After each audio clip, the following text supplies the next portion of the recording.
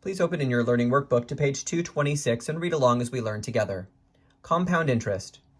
You might recall from our discussion in section 4.2 that not all financial investments grow continuously. Many are compounded daily, monthly, yearly, etc. We now review the formula that governs compound interest accounts that are not compounded continuously. Here's the formula. F equals P, parenthesis, 1 plus R over N, close parenthesis, to the NT power. Or, if you like, instead of F equals, you can write it as A equals. All right, let's define the variables. Whether you use F or A, it represents the amount in the account at time T. This is the amount of money in the future. P represents the starting amount loaned or borrowed and is called the principal. It's the money in the present. R is the interest rate, described as a percent but used in the equation as a decimal. N is the number of times the account is compounded in 1 year. And T is the number of years the money is loaned or borrowed. Now, in a problem that does not say continuously, it will describe how the account is compounded using a word such as daily, weekly, bi-weekly, monthly, quarterly, semi-annually, or annually. Your job is to find the word or phrase in the problem that tells you the number of times the account is compounded in 1 year. In other words, N. Let's look at a very easy example. Let's say your account is compounded weekly. How many weeks are there in a year? 52. So, the number of times the account is compounded in 1 year, if it is compounded weekly, is 52. Annually tells me that N equals 1. Semi-annually tells me that N equals 2. Quarterly tells me that N equals 4. By the way, there are 4 quarters in a dollar. Monthly tells me that N equals 12. Biweekly is 26. And the reason why is because biweekly means every other week. If there are 52 weeks in a year, but your account is only compounded biweekly, then every other week, or half of the weeks, you get compounded, which means it's only 26. And finally, daily would be 365. Now, I have an asterisk next to that and an explanation down here. In the real world, most banks actually use a 360-day year instead of a 365-day year.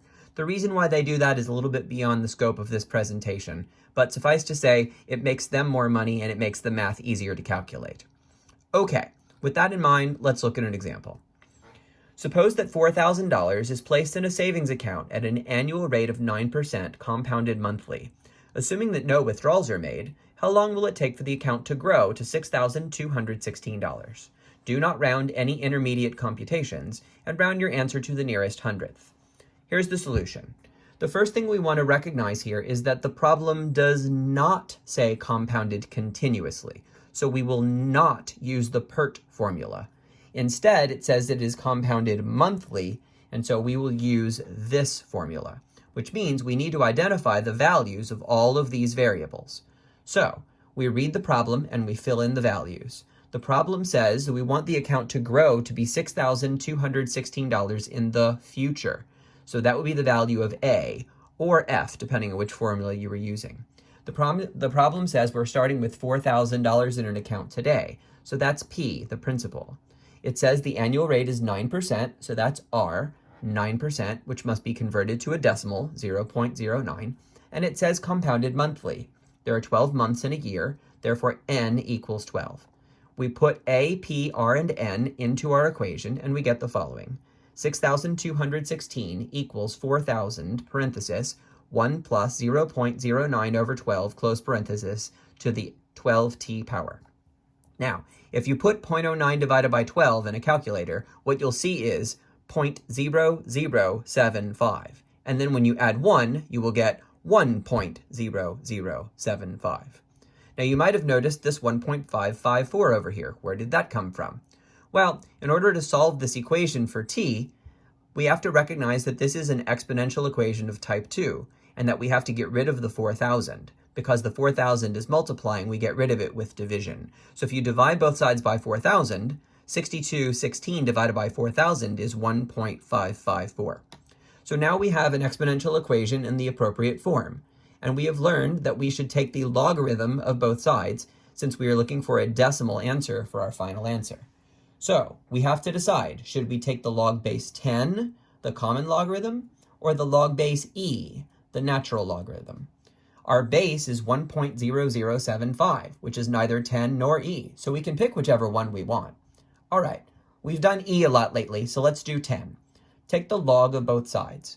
So on the left, instead of 1.554, we have log of 1.554.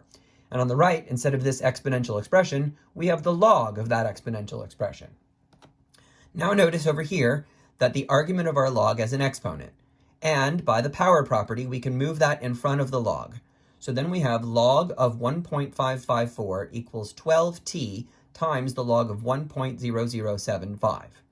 We need to divide both sides by the coefficient of t, which are the things that are multiplying by it. That includes both the 12 and the log 1.0075.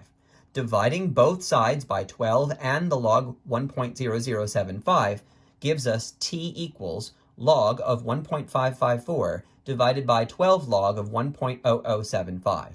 Putting this in our calculator gives us t equals 4.9164, etc., and rounding to 2 decimal places, t is approximately 4.92 years.